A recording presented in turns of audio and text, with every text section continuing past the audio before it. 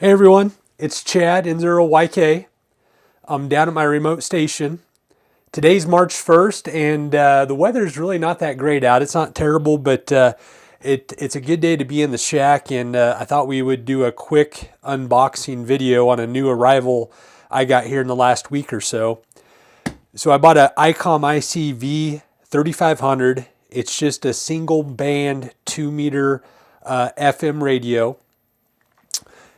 And right now, if you shop around, you can find them for about 25% off, so 50 to 60 bucks off. I landed this one for about 180 bucks, but the discount right now on these 3500s is really decent. So I went ahead and grabbed one. I thought it'd be, I'd like to get back into a mobile radio at some point, and honestly I just don't use UHF that much. I kind of like to listen to 146.52, the simplex calling frequency on 2 meters, and this thing has a 65 watt output, and I thought it'd be a good radio to maybe get back into some mobile stuff with. So without further ado, we're going to open this thing up and do a quick unboxing video. So you can see it's packaged very well.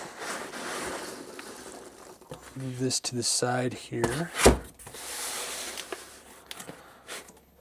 So again, this is brand new. Bought it down from MTC Radio down in Paris, Texas.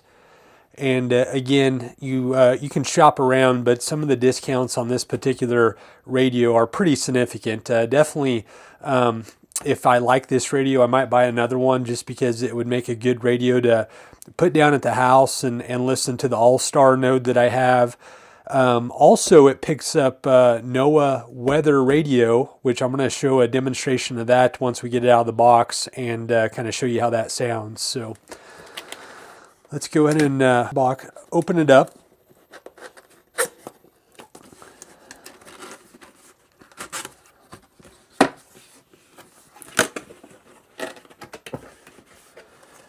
All right, standard, just a little bit of paperwork here. I think all the manuals are pretty much online now.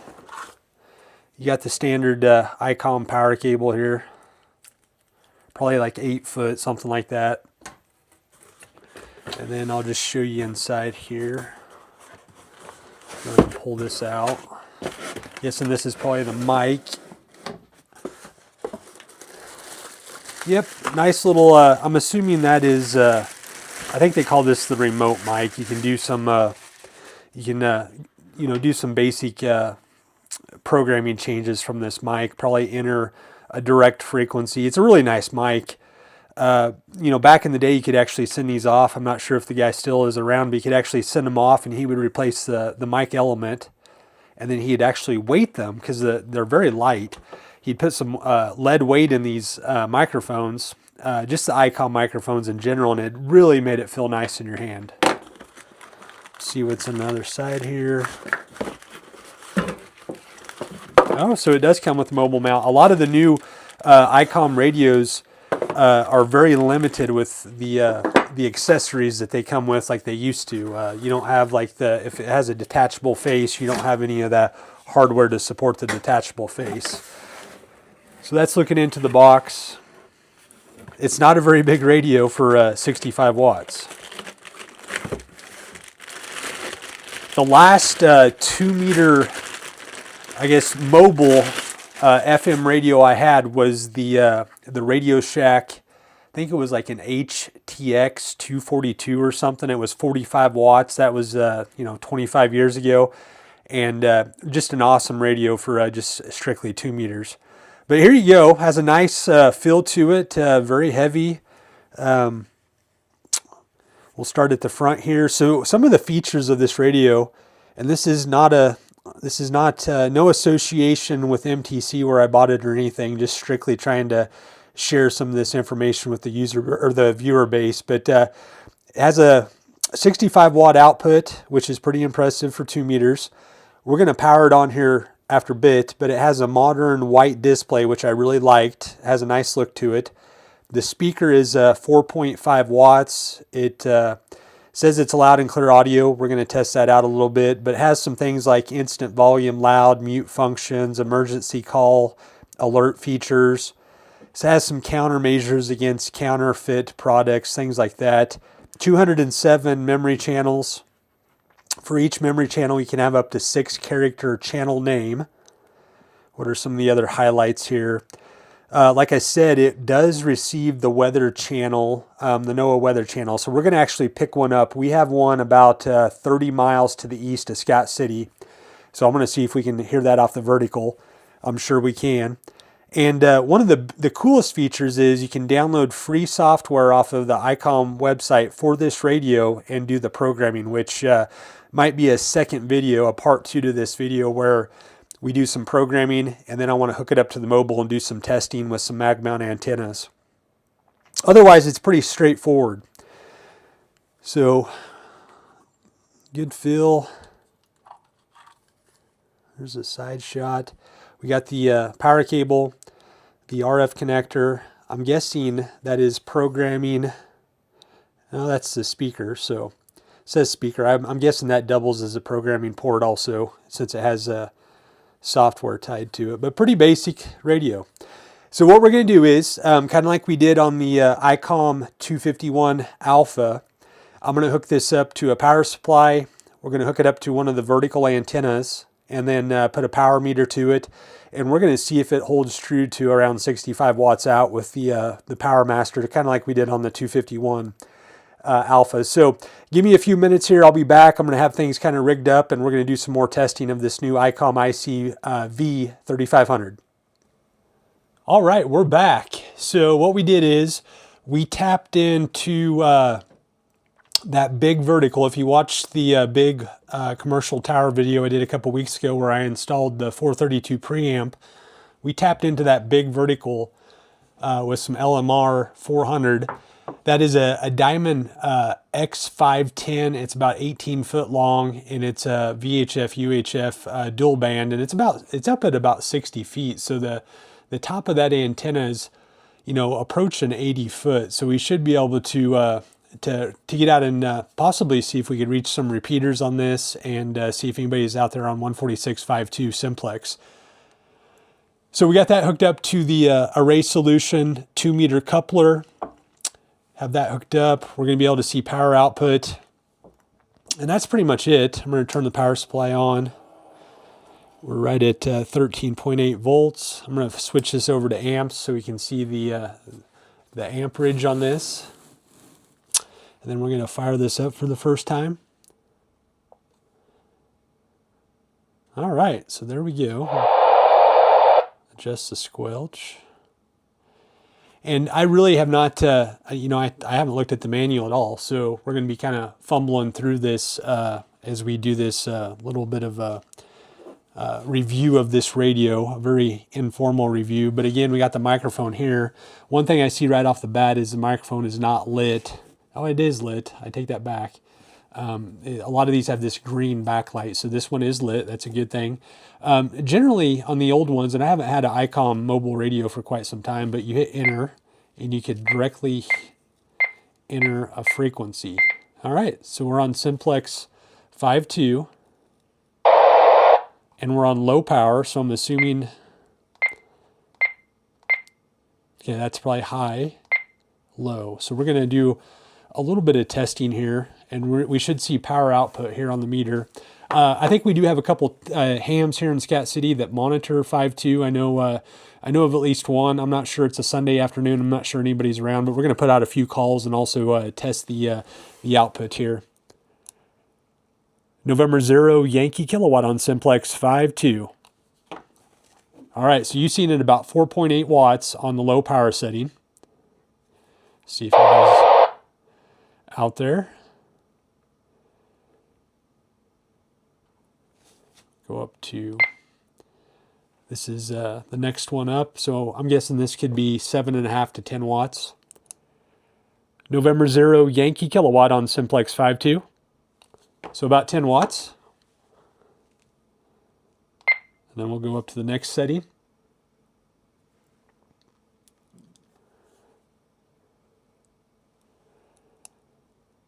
November 0 Yankee kilowatt on simplex 5.2. All right, 25 watts. I'm going to zoom in just a little bit, really allow you to see the screen here. Try to get the power supply in also so you can see the current draw. Okay, so now we're going to go up to, oops, that's the wrong one. Oh my goodness, there we go. All right, so this should be, I'm guessing we're not going to see the full 65 watts, just guessing, but I would guess somewhere around 60 watts here on the high setting. CQ simplex 5.2, here is November 0 Yankee kilowatt N0YK. So we're pulling about 10 amps, and you've seen that, just barely over 50 watts. So, and that could be, I could probably adjust the voltage just a little bit. And I bet we see just a little bit more, trying to stay around 14 volts. Do another call here. November 0 Yankee kilowatt N0YK on simplex 5.2 listening. So that was quite a bit difference, almost 60 watts, and I just adjusted the voltage. I kid you not. The voltage was maybe adjusted, not even a half a volt increase, and you can see just how much of a difference that made on the power output. Your supply voltage drop on your power cable, those are all things you want to take into consideration if you're experiencing low power output, because it'll surprise you how little of the adjustment on the voltage can make a big adjustment on the power output. So, not hearing any stations out there. November 0 Yankee kilowatt on simplex 5.2 monitoring. So we're pretty close. We're about a little over 60 watts. That's, like I said, I would be surprised if we've seen 65 watts. That's, in a test environment going into a dummy load, even though we have great SDVR on this vertical, those are ideal conditions, perfect voltage into the radio, things like that. So, okay, so I'm not hearing any stations out there. One thing I did want to test, and again, I'm not exactly sure how we're going to get to it, but let me see if the microphone shows it here. I want to see if we can pick up the weather stations, or the NOAA weather radio, and I do not see it right offhand as even a feature on the microphone.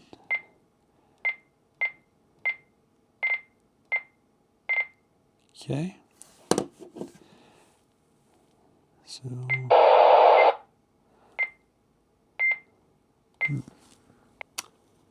okay, so what I'm going to do is I'm going to surrender here, and I do not see right offhand any easy way to get to the NOAA weather channels. So I'm going to look at the manual real quick, and then okay, we're back. Just browse the manual real quick online, and honestly, there's not much of a manual there, so which isn't a bad thing. I don't really like looking at the manuals anyway, unless you just have to. I'd rather learn by trying and experimenting versus trying to read something and figure out how it works. But here's what I found. There is no reference to, some of the older Icom radios had the NOAA frequencies pre-programmed, and there was actually a button you would hit and you could actually toggle through all those. There's nothing that I can see in the manual that shows that it's pre-programmed. But I think what we can do is put the frequency in. So if we go 162, we're just going to start at 000, and then we're going to work our way up until, I believe there's like 7 channels allocated to NOAA radio, and I'm pretty sure we can hear 2 or 3 of the transmitters from Scout City on a good antenna. Okay. Here's the first one. We're going to keep going up. There's another one. And another. Okay. There's, you can just tell that's the local one about 30 miles away. Friday through Saturday, mostly clear with a 20% chance of rain showers. Highs in the mid-60s. We're going to go up just a little bit more. Warmer. Then slight chance of rain showers. I take that back. That one very well could be the local one also. So we have one 30 miles away, and then we have one 60 miles. So I'm guessing the first one that we locked onto with a really good signal was 60 mile an hour or 60 mile away station. This one's probably the 30 mile, just based on just how much clearer the audio is. Making the relative humidity 42%. The wind was northeast at 10 miles per hour. We're gonna go up The just barometric pressure was 30.04. and another. All right, so we're gonna go back down. 5 degrees, and the dew point was 24, making the So relative humidity 42%. audio sounds really good, The wind crisp. was northeast at 6 miles There's per hour. plenty of power there, plenty of output. 30.10 inches and rising. At Oakley, it was mostly sunny. The temperature was 40 degrees, and the dew point was 20, making the relative humidity 46%. The wind was east at 5 miles per hour. The barometric pressure was 30.10 inches and falling. It was 62 at Springfield. It was sunny, with a temperature of 53 at Burlington and 55 at Lamar. It was mostly sunny, with a temperature of 42 at Colby, 33 at Hill City, and 63 at Lyman. At Dodge City, it was partly sunny, with a temperature of 44. At Wichita, it was cloudy, with a temperature of 44. You're listening to NOAA All Hazards radio station WNG 535, broadcasting on a frequency of 162.525 megahertz. We are broadcasting from the National Weather Service office in Dodge City. This program is made possible through cooperation from the Lane County Emergency Management. Follow the National Weather Okay, so Service that on is the one about 30 miles www.weather.com. east of us in Lane County. You can also All right, so pretty cool. Again, I might do a part 2 to this video, especially if somebody's interested in it, and leave a comment if you are, showing the computer programming piece of this. And then in that video, we might also do some of the mobile testing with a couple of antennas. I'll just see how that works out. So now we're going to go down to my personal Allstar node. And we're going to turn the power way down because it is local here. And I'm going to listen for just a little bit. This node is actually tied into the SkyHub link out in Denver, Colorado. And there is a ton of activity on that node. So I want to listen for just about a minute just to make sure that nothing's going on. And then we'll put a quick call out there and see if anybody can do a radio test for us. But, like I said, while we're listening here, nice little radio for, under $200, 65 watts output. When we do some traveling, and we're going to be doing some traveling here later this year, my goal is to run this radio on a 2 meter 5/8 mobile vertical. Basically, that's the old configuration I ran many years ago and had really good luck just really reaching out and being able to touch people on 2 meter FM is the good old 5/8 wave verticals. So we're going to be running that with this radio. And what I like to do when we travel is literally just monitor Simplex 146.52 and just see who's out there, put a call out every 10 minutes or so. Especially if you're up on the interstate or something, you'd be surprised how many people are out there monitoring the frequency, and you'd make some quick friends as you're passing by each other on the interstate. So it's a lot of fun just kind of listening and seeing what's out on 146.52. And I've just, since I got my ham radio license, one of the things I have always done is I always monitor, whether it's on a scanner or a radio. 146.52 is always programmed, into my radios, and I'm always listening to it. You hear some of the, strangest traffic sometime on 146.52, and especially if you have an antenna with some height, you can get out, 30, 60 miles. It's kind of cool just to listen to see what's out there. So I'm not hearing anything on the Allstar link. So basically what I'm going to do is just put a quick call out there for a quick radio check and just see if anybody comes back. N0 YK looking for a quick radio test on SkyHub link.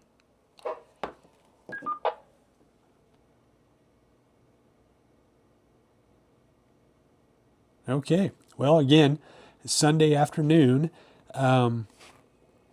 I'm guessing there must be a good TV show on or something. Nobody's out there But I think that'll wrap up this quick little video on the Icom IC V3500. Again, this is a very simple review, nothing fancy, not getting into the menus or any other of the other functionality that deep.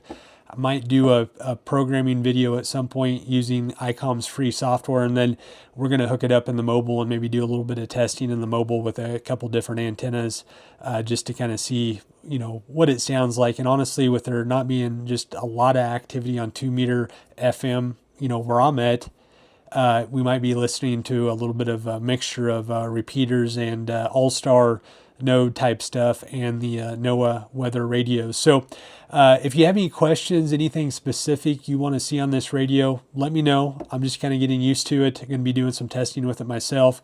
But again, for the price range, if you're looking to get into a 2-meter radio based on what I've just seen here in the last 20 minutes, for under $200, it doesn't look too bad.